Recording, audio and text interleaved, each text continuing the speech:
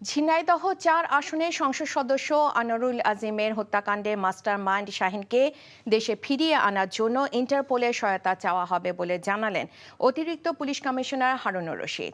তদন্তের সাথে কলকাতা যাবার সময় সাংবাদিকদের কথা বলেন তিনি। বাকি অপরাধীদের গ্রেফতারের চেষ্টা চলছে বলে জানান তিনি। আপেল শাহরিয়ারের রিপোর্ট।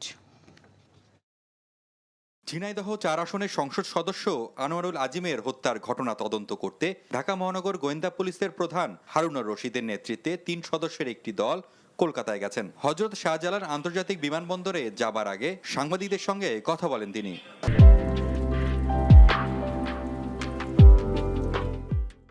শাহিনের বিরুদ্ধে কলকাতা যে মামলাটি রুজু হয়েছে সেখানেও সে কিন্তু একজন মদতদাতা, মাস্টার মাইন্ড।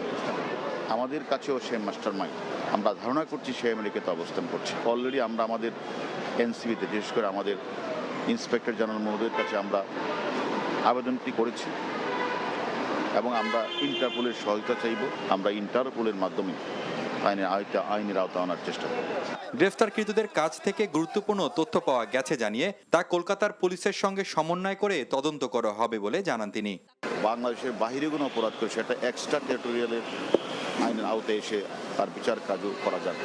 সেই ক্ষেত্রেও আমরা সেখানে গিয়ে আমরা ভারতীয় পুলিশের আমরা বিভিন্ন কার্যক্রমে তাদের কাছ থেকে আমরা সহযোগিতা চাইব।